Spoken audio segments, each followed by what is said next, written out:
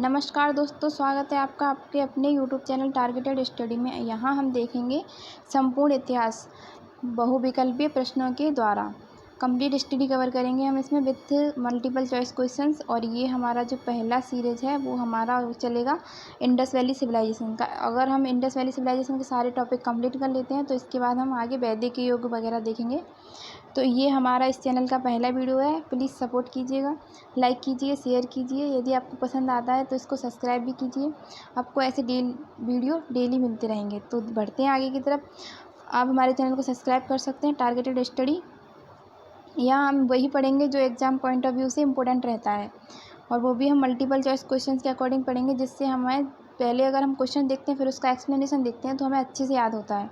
तो यहाँ हम पहले मल्टीपल चॉइस क्वेश्चन देखेंगे, फिर उसका फुल एक्सप्लेनेशन देखेंगे। तो स्टार्ट करते हैं आज का वीडियो बिना देरी किए हुए। आज का हमारा पहला क्वेश्चन है, हड़प्पा सभ्यता का सर्वाधिक मान्यता प्राप्त काल है। इसमें हमें ऑप्शन दिए गए हैं कि पहला ऑप्शन है हमारा 2800 ईसा पूर्व से 2000 ईसा पूर्व तक, 2500 ईसा पूर्व से 1750 ईसा पूर्व, 3500 ईसा पूर्व से 1800 ईसा पूर्व, और यह निश्चित नहीं किया गया है। तो इस क्वेश्चन का जो हमारा आंसर है वो है 2500 ईसा पूर्व से 1750 ईसा पूर्व तक। देखते हैं इसका एक्सप्लेनेशन में हमने क्या दिया गया है। इसमें हमें दिया गया है कि रेडियो कार्बन C14 जैसी नवीन विश्लेषण पद्धति के द्वारा सिंधु सभ्यता का सर्वमान्य तिथि। इससे पहले भी कई सारी तिथियां हैं जो कई सारे वैज्ञानिक हैं, जैसे खोज करने वाले भी हैं, राय बहादुर, दयाराम साहनी जी हैं और बाकी भी हैं। उन लोगों ने कई सारे डेट बताई थी, लेकिन जो सर्वमान्य तिथि है वो है हमारी 2500 ईसा पूर्व से 1750 ईसा पूर्व तक। और इसके खोजकर्ता का नाम क्या है? दयाराम साहनी, राय बहादुर दयाराम साहनी।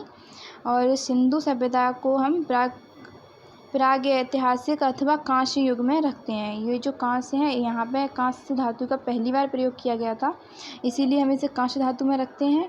इस सभ्यता का मुख्य निवासी द्रविड़ या भूमध्य सागरीय लोग थे। ये क्वेश्चन भी कई एग्जाम में पूछा जाता है कि इस सभ्यता के जो मुख्य निवासी थे या मुख्य निवासी वो ये द्रविड़ और भूमध्य सागरीय थे। इसमें कई एग्जाम में मिलेगा आपको कि मुख्य निवासी कौन थे। कई ऑप्शन मिलेंगे आपको, अल्पाइन, द्रविड़, भूमध्य सागरीय या पहाड़ी लोग भी आते हैं उसमें, मंगोलिया वगैरह। तो ये सब नहीं होते हैं। इसको ये जो टॉपिक है उसका हमारा सेकंड क्वेश्चन है। यहाँ हमें दिया गया है कि सिंधु घाटी सभ्यता निम्नलिखित में से किस सभ्यता के समकालीन थी। तो समकालीन का अर्थ होता है कि जो हमारी सिंधु घाटी सभ्यता थी ये ट्रायंगल शेप में थी। तो यहाँ समकालीन का अर्थ होता है कि जब ये सभ्यता थी उसी टाइम पे विश्व के अलग अलग क्षेत्रों में कौन कौन सी सभ्यताएं थीं। तो अगर हम इसको देखें तो ये जो सिंधु घाटी सभ्यता थी उस टाइम पे, जैसे भारत में यहाँ सिंधु घाटी सभ्यता थी इस साइड, और यहाँ अगर हम जाते हैं तो यहाँ थी मेसोपोटामिया, और आगे की तरफ थोड़ा जाते हैं तो मिस्र नदी के पास में थी मिस्र सभ्यता। और यहाँ जो पहाड़ियाँ हैं, पहाड़ियों के साइड में यहाँ थी चीन की सभ्यता। लेकिन जो ग्रीक की सभ्यता है वो काफ़ी टाइम बाद आई है। ये जो यूरोपीय लोग हैं उनका जो सभ्यता है ग्रीक की सभ्यता, ये काफ़ी टाइम बाद विकसित हुई है। तो इस क्वेश्चन का आंसर है हमारा ग्रीक की सभ्यता। सिंधु घाटी सभ्यता, मिस्र सभ्यता, मेसोपोटामिया को हम क्रीट की सभ्यता भी कहते हैं, कि समकालीन थी।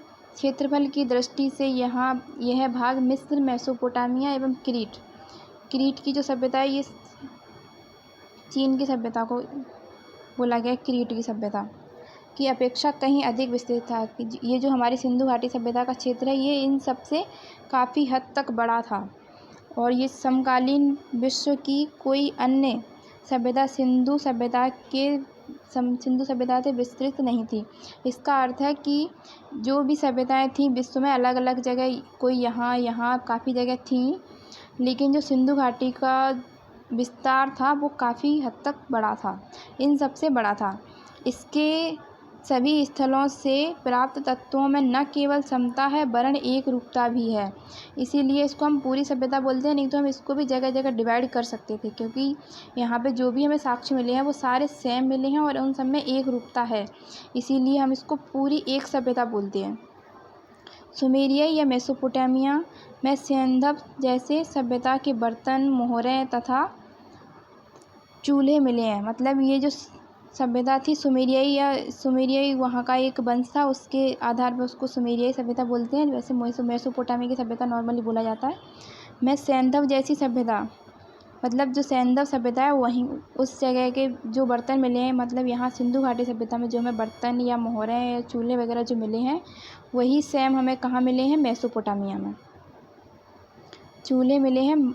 और मिस्र में आभूषण और श्रृंगार प्रसाधन सैंधव आभूषण और श्रृंगार प्रसाधन जैसे ही हैं। इसका अर्थ है कि जो मिस्र की सभ्यता थी वहाँ पर जो आभूषण और श्रृंगार के सामान हैं वो सैंधव सभ्यता का अर्थ है सिंधु घाटी की सभ्यता या हड़प्पा सभ्यता मिले हैं। और क्रीट वो हमारी वही है चीन की सभ्यता में प्राप्त चित्र भी सिंधु घाटी सभ्यता के चित्र के समान ही हैं।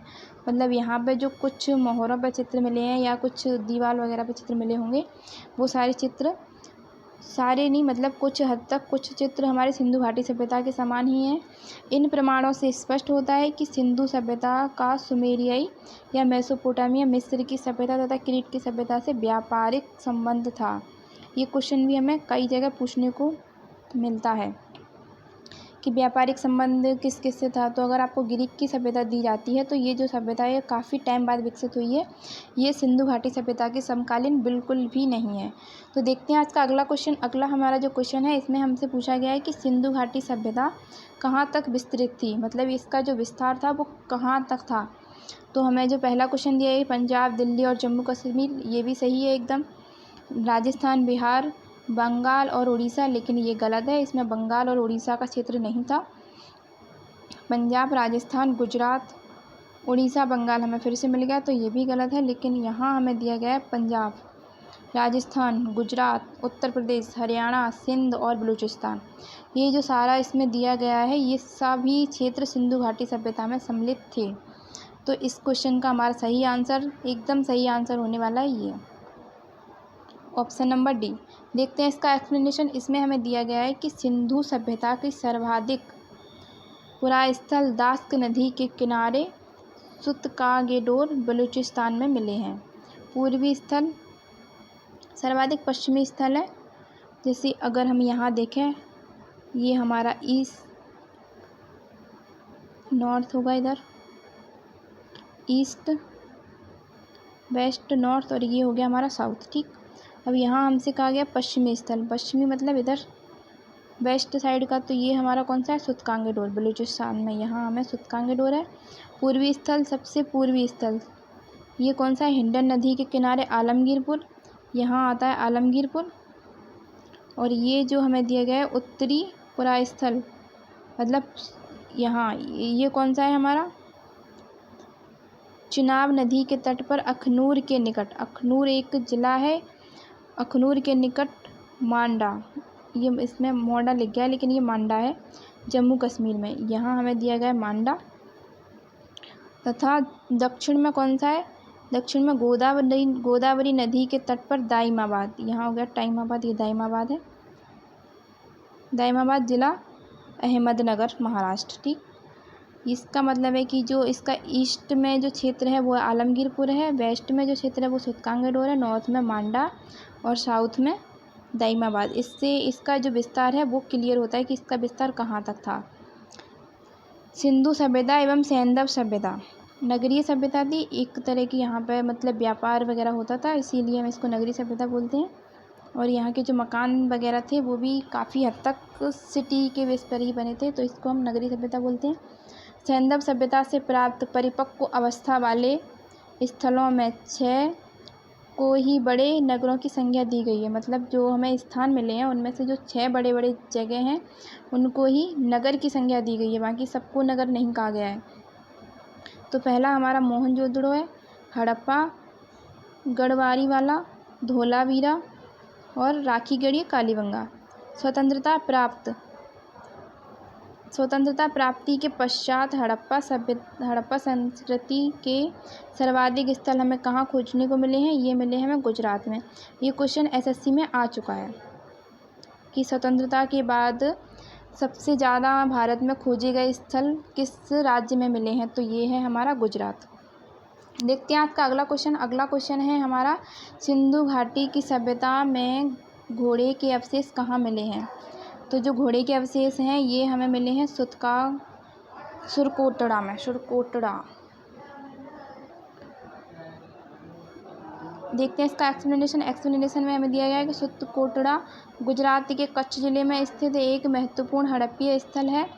हड़प्पीय स्थल मतलब हड़प्पा सभ्यता का स्थल है सुतकांगेडोर। और ये कहाँ है? सुतकांगेडोर बलूचिस्तान में है, सुत्तकोटड़ा गुजरात में है। यहाँ से घोड़े के अस्थि अवशेष प्राप्त हुए हैं, परंतु सामान्यतः हड़प्पा सभ्यता या हड़प्पा संस्कृति में घोड़े के अस्तित्व को स्वीकार नहीं किया गया है। ये जो घोड़े के अस्तित्व के जो हड्डियाँ मिली हैं उसकी वो सिर्फ गुजरात में ही मिली हैं, सुत्तकोटड़ा है उस जगह पे। बाकी कहीं पे भी घोड़े का अस्तित्व नहीं मिला है, ना ही किसी चित्र में मिला है, ना ही किसी जो उनकी मुद्राएं थी उन पर भी नहीं मिला है, ना ही किसी भित्ति चित्र वगैरह हैं उन पर भी नहीं मिला है, कहीं भी नहीं मिला है। ना ही उसके कोई और जगह अवशेष मिले हैं। इसके अवशेष मिले हैं तो सिर्फ सुत्तकोटड़ा में, इसीलिए उसके अस्तित्व को स्वीकार नहीं किया गया है। नहीं माना गया है कि वहाँ घोड़े का वो लोग यूज करते थे, लेकिन हो सकता है व्यापार के माध्यम से किसी और जो सभ्यताएं थी उनसे आया हो यहाँ। अन्य तथ्यों में अगर हम देखें तो यहाँ हमें दिया गया कि आमरी से बारहसिंगा के साक्ष्य मिले हैं। ये क्वेश्चन भी पूछे जा सकते हैं, पूछे गए भी हैं कई जगह, मल्टीपल चॉइस क्वेश्चन में मिल जाते हैं आपको। रोपड़ में एक कब्रिस्तान में मनुष्य के साथ पालतू कुत्ते को दफनाया गया है। ये भी आपको देखने को मिल जाएगा, पालतू कुत्ते को कब्रिस्तान में मनुष्य के साथ कहाँ दफनाया गया है, तो ये है रोपड़ में, यानी कि साक्ष्य मिले हैं। सुत्तकोटड़ा में एंटीमनी की एक छड़ भी प्राप्त हुई है।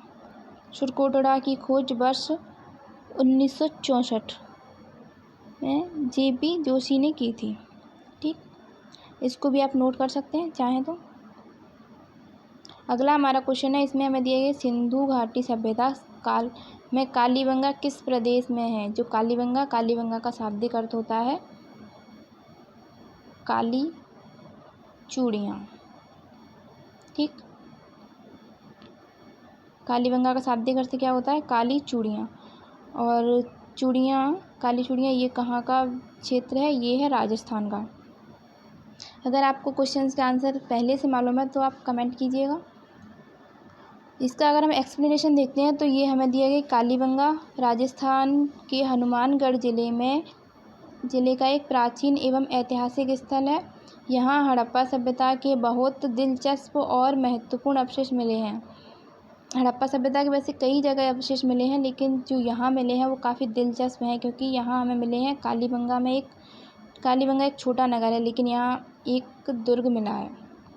कालीबंगा में एक दुर्ग मिला है। प्राचीन दृश्यवती और सरस्वती नदी घाटी वर्तमान में घग्गर नदी के क्षेत्र से सैंधव सभ्यता से भी प्राचीन कालीबंगा की सभ्यता पल्लवित थी। ये जो है प्राचीन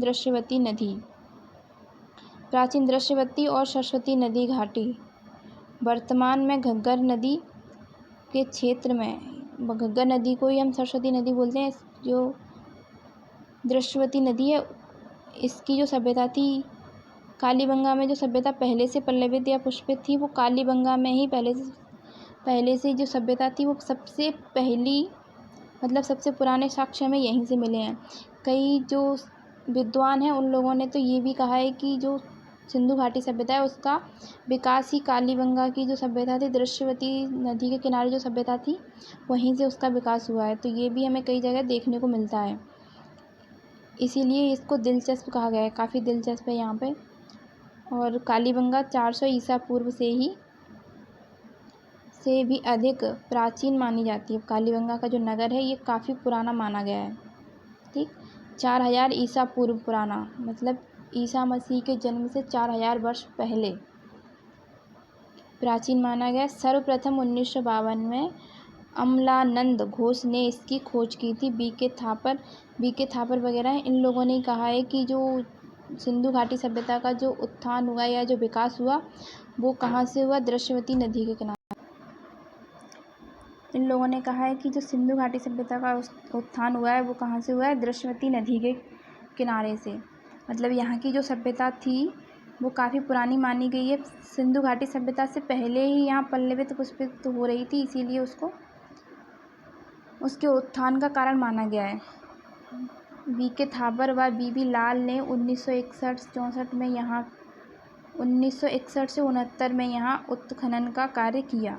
तो देखते हैं आज का अगला क्वेश्चन। अगला हमारा जो क्वेश्चन है इसमें हमें पूछा गया है कि निम्नलिखित में से किस पदार्थ का उपयोग हड़प्पा काल में मुद्राओं के निर्माण में मुख्य रूप से किया जाता था। सबसे ज़्यादा मुद्राएं किस पदार्थ की मिली हैं? तो ये जो हमारा पहला ऑप्शन है सैलखड़ी, कांस्य, तांबा, लोहा। तो हमें सबसे ज़्यादा जो मुद्राएं मिली हैं वो मिली हैं सैलखड़ी की। तो देखते हैं आगे की तरफ।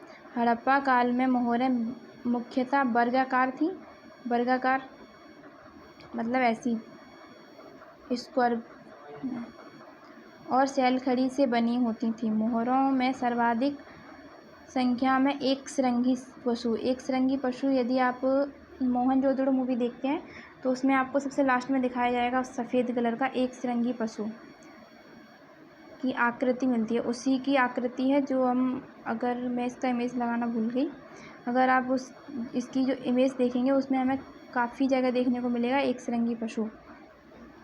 मोहनजोदड़ो से एक कांस्य निर्मित नर्तकी, ये जो नर्तकी है वो हमने सबसे पहले स्टार्टिंग में देखी थी।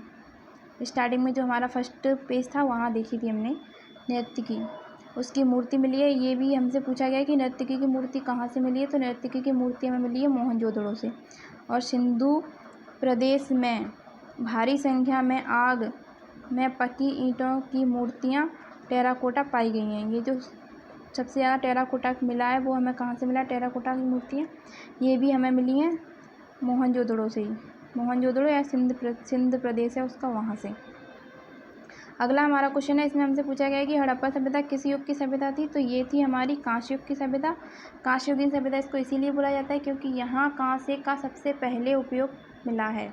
इससे पहले कांस्य का उपयोग कहीं भी नहीं मिला, इसीलिए हम इसको कांस्य युगीन सभ्यता कहते हैं। सिंधु सभ्यता को उसकी लिपि के ना पढ़े जा सकने के कारण आद्य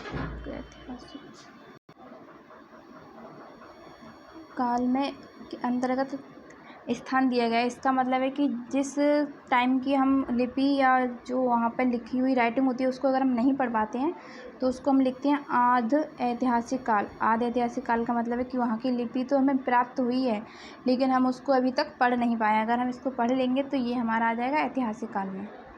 ठीक, आद्य ऐतिहासिक काल। और प्राग ऐतिहासिक काल कौन सा होता है? जिसकी लिपि ही नहीं मिली हमें, उसको हम बोलते हैं प्राग ऐतिहासिक काल। तृतीय कांस्य काल की ताम्रपाषाणिक सभ्यता रेडियो कार्बन विश्लेषण के आधार पर 2500 ईसा पूर्व के विद्वान मानी जाती है, किंतु यह सभ्यता अपने उत्कृष्ट काल में 2350 में। ये स्टार्टिंग इसकी कहाँ से हुई थी? 2500 ईसा पूर्व से, लेकिन ये अपने चरम पर कब पहुँची? 2350 ईसा पूर्व से 1750 तक। लेकिन हम इसका मान्यता प्राप्त काल कौन सा मानेंगे? 2500 ईसा पूर्व से 1750 तक, अर्थात 500 वर्ष तक रही। यहाँ से यहाँ तक अगर हम इसको माइनस करेंगे तो ये हमारा आएगा 500 वर्ष तक। इसमें से इसको माइनस करेंगे तो 25 में से 17 माइनस करेंगे तो लगभग 500 वर्ष तक रही। ठीक, सिंधु घाटी सभ्यता के लोगों का मुख्य व्यवसाय क्या था? अब ये क्वेश्चन अगर आप देखेंगे तो व्यापार भी लग सकता है, कृषि भी लग सकता है, पशुपालन भी। तीनों जो ऑप्शन है उनमें कन्फ्यूजन हो सकती है। अगर तीनों में नहीं होगी तो इन दोनों में तो 100% कन्फ्यूजन होनी ही है, क्योंकि कृषि के भी हमें काफ़ी हद तक अच्छे साक्ष्य मिले हैं। मतलब वहाँ पे जो अन्नागार वगैरह मिला है, अन्न और जो उनके द्वारा उगाए गए अन्न थे वो भी हमें काफ़ी अच्छी मात्रा में मिले हैं, तो उस आधार पर हम इसमें कृषि कह सकते हैं। लेकिन ये एक शहरी सभ्यता थी। ये सबसे ज़्यादा जो कृषि का उत्पादन तो करते थे, लेकिन ये किस बेस पे करते थे? उसको बेचने के उद्देश्य थे। तो जो सामान्यतः अगर हम इसको कहेंगे इसके अकॉर्डिंग तो ये थी एक व्यापारिक सभ्यता। इनका जो मुख्य व्यवसाय क्या था? व्यापार था। सर्वाधिक व्यापार ही था, क्योंकि यहाँ पे हमें शिल्प वगैरह के भी साक्ष्य मिले हैं। शिल्प वगैरह है वो कृषि में नहीं आता है, अगर उसको शिल्प को किया जाता है तो वो व्यापार के उद्देश्य से ही होता है। देखते हैं इसका एक्सप्लेनेशन। इसमें हमें एक्सप्लेनेशन में क्या दिया गया है कि इस सभ्यता में किसानों और व्यापारियों का प्रभुत्व था, जिसके कारण इस सभ्यता को कृषि वाणिज्य, मतलब कृषि थी लेकिन वो किस रूप में थी? वाणिज्य के रूप में। कृषि वो क्यों करते थे? किसी को सामान बेचने के उद्देश्य से। अगर वो ज़्यादा उत्पाद करते हैं तो उसको बेचने के उद्देश्य से ही करते थे। सभ्यता के रूप में जाना जाता है। कृषि वाणिज्य मान सकते हैं, लेकिन इसमें वाणिज्य अनिवार्य रूप से रहेगा ही। और अगर आगे हम देखते हैं तो हड़प्पा सभ्यता में अनेक फसलें अनेक फसल की खेती होती थी जिसमें गेहूँ और जौ प्रमुख थी। काफ़ी आपको मटर वगैरह सब मिलेगा। यहाँ की जो फसलें थी उसमें हम देखते हैं मटर, राई, सरसों वगैरह भी हमें देखने को मिलती है। और चावल का प्रयोग हड़प्पा काल में सीमित मात्रा में होता था, लेकिन चावल के साक्ष्य में मिले हैं। उपयोग होता था इसका, लेकिन सीमित मात्रा में। रंगपुर और लोथल से चावल के प्रमाण मिले हैं। ठीक, हड़प्पावासी मेसोपोटामिया से व्यापार करते थे। मेसोपोटामिया अभी हमने देखा था कि अगर भारत में सिंधु घाटी सभ्यता इधर थी, सॉरी, यहाँ नहीं। और यहाँ अगर हम देखते हैं तो ये मिस्र की सभ्यता और आगे की तरफ मेसोपोटामिया। मिस्र एक नदी है, उसके नीचे ही मेसोपोटामिया, ऐसे ही आप पास में ही हैं दोनों। ऐसे व्यापार के साक्ष्य में मिले हैं यहाँ से।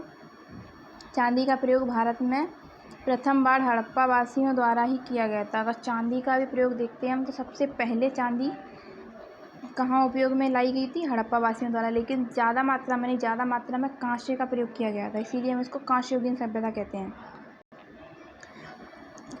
कपास की खेती सर्वप्रथम हड़प्पा वासियों द्वारा की गई। यहाँ भी हमें ये क्वेश्चन भी आपको एग्जाम में कई जगह देखने को मिलेगा।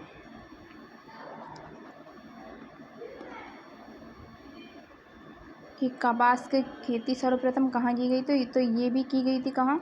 हड़प्पा सभ्यता में। चेस, ये क्वेश्चन भी बहुत इम्पोर्टेंट है, ये हमें एग्जाम में पूछा जा चुका है कि चेस या शतरंज का जो विकास है वो कहाँ हुआ, चेस की उत्पत्ति कहाँ हुई, चेस का विकास कहाँ हुआ, ये इस टाइप से क्वेश्चन पूछा गया। तो ये कहाँ सबसे पहले कहाँ देखा गया? ये देखा गया हड़प्पा सभ्यता में। और जो कपास को यूनानी लोग क्या कहते थे? शिंडन। यूनानी लोग इसको क्या बोलते थे? शिंडन। देखते हैं अगला क्वेश्चन। अगला हमारा क्वेश्चन है क्वेश्चन नंबर 9। यहाँ पूछा गया कि हड़प्पा सभ्यता के निवासी थे। तो पीछे जो हमने एक्सप्लेनेशन देखे हैं उसमें हम देख चुके हैं कि हड़प्पा सभ्यता के निवासी कैसे थे? शहरी। हड़प्पा शहरी सभ्यता थी।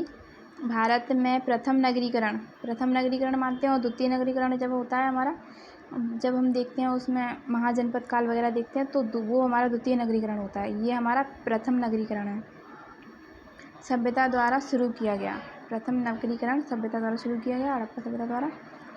भारत में द्वितीय शहरीकरण गंगाधारी की 6वीं शताब्दी ईसा पूर्व। ये हमारा महाजनपद काल ही है। उस टाइम पे 6वीं शताब्दी ईसा पूर्व, जब बौद्ध धर्म और जैन धर्म वगैरह आते हैं, उस टाइम पे हमारा द्वितीय नगरीकरण हुआ।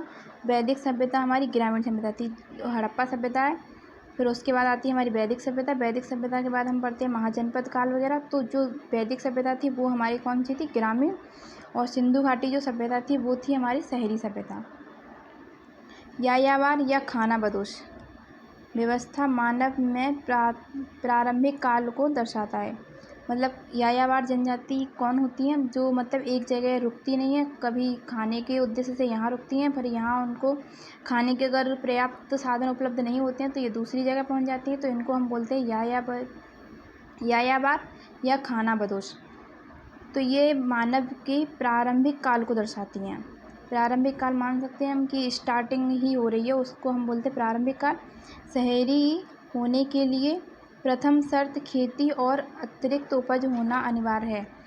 अगर आप खेती वगैरह करते हैं तो उसके लिए आपको स्थायी होना पड़ेगा। स्थायी होंगे तो हम उत्पाद होगा तो उत्पाद के बाद अधिशेष बचेगा। अधिशेष को अगर हम बेचते हैं तो व्यापार बढ़ेगा तो हम रहने की जो व्यवस्था है वो सुदृढ़ होगी। तो ये एक टाइम पे शहर में कन्वर्ट होती जाएगी। तो यहाँ से जो सबसे पहली इसकी जो शर्त है उसके लिए खेती का होना, खेती में अतिरिक्त उपज का होना। अतिरिक्त उपज मतलब अधिशेष। आप जितना कंज्यूम करते हैं उससे ज़्यादा अगर आप अतिरिक्त उपज करते हैं, फिर अगर हम उसको बेचते हैं तो उससे हमारा एक व्यापार जैसा चलता है। उसी के बाद शहरों का विकास होता है। तो सबसे पहली शर्त है कि खेती में अतिरिक्त उपज का होना अनिवार्य है। शहर उसे कहेंगे जहाँ 75% मानव जनसंख्या गैर कृषि कारणों में संलग्न हो। तो ये परिभाषा भी आपको याद रखनी चाहिए कि शहर हम किसे कहते हैं? शहर कहते हैं जहाँ 75% लोग कृषि के काम में नहीं बल्कि अदर काम में इंक्लूड रहें। तो अगला जो पॉइंट है हमारा, इसमें कहा गया कि हड़प्पा अर्थव्यवस्था कृषि अधिशेष थी। पशुपालन भी था, उन्नत हस्तलिपि थी, मतलब हस्तशिल्प था, तथा समृद्ध आंतरिक एवं बाह्य व्यापार पर आधारित थी। ठीक, देखते हैं हमारा आज का लास्ट क्वेश्चन। लास्ट हमारा जो क्वेश्चन है इसमें हमें दिया गया कि सिंधु सभ्यता के घर किससे बनाए जाते थे, मतलब जो घर बनाने में उपयोग किया जाता है तो लकड़ी का प्रयोग किया जाता था या पत्थर का प्रयोग किया जाता था या बांस का या ईंट का। तो अगर आपको इसका आंसर मालूम है तो प्लीज़ कमेंट कीजिए। इसका हमारा आंसर है ईंटों का, क्योंकि ये जो सिंधु सभ्यता थी वो एक शहरी सभ्यता थी, तो इनको ईंट बनाने की विधि अच्छे से मालूम थी,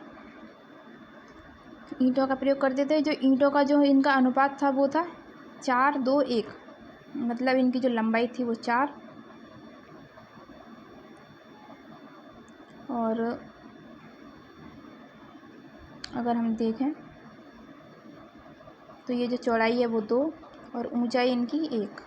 ठीक, 4-2-1 ये उनके ईंटों का अनुपात था। ये भी आपको एक बार रेलवे के क्वेश्चन में पूछा जा चुका है, ये जो रेशियो है इसका। ये सिंधु घाटी सभ्यता मुख्यतः ईंटों का प्रयोग, ईंटों के द्वारा बनाए जाते थे। लकड़ी का प्रयोग भी घर बनाने के लिए किया जाता था, मतलब वो लकड़ी का भी यूज़ करते थे।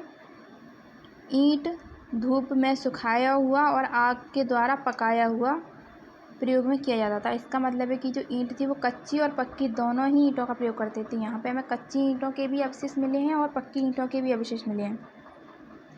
ईंटों का आकार, अनेक आकार की ईंटें थी। यहाँ पे आपको ऐसी वाली ईंटें भी मिलेंगी, ऐसे गोल वाली। ये जो हम जब किसी का ऐसे गोल वगैरह बनाते हैं तो उसमें जो यहाँ पे कॉर्नर पे लगाने के लिए इस टाइप की ईंटों का भी आपको प्रयोग सिंधु घाटी सभ्यता में मिलता है। अलंकृत ईंटों का प्रयोग का प्रमाण हमें कहाँ से मिला है? कालीबंगा में। और कालीबंगा हमने पीछे पढ़ा था, ये कौन सी जगह है? कालीबंगा है हमारा राजस्थान में स्थित। और सिंधु घाटी सभ्यता की सबसे पूर्वी सीमा मेरठ में हिंडन नदी आलमगीरपुर है। ये हम पहले ही देख चुके हैं। इसमें इस साइड है हमारा आलमगीरपुर जो कि हिंडन नदी पर है। यहाँ हमारा है मांडा जो कि चिनाब नदी पर है। और इधर है हमारा सुतकांगेडोर, और यहाँ है हमारा दास्क नदी के किनारे दाइमाबाद।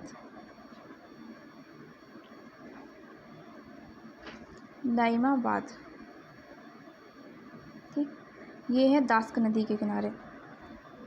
तो यदि आपको हमारा वीडियो अच्छा लगा है तो इसे दोस्तों के साथ भी शेयर कीजिए। और अगर आप हमारे चैनल पर नए आए हैं तो इसको सब्सक्राइब करना बिल्कुल ना भूलें। और देखने के लिए आप सबका बहुत बहुत धन्यवाद। आपने इतना अपना कीमती टाइम हमें दिया, इसके लिए आपका बहुत बहुत आभार। Thanks for watching to all.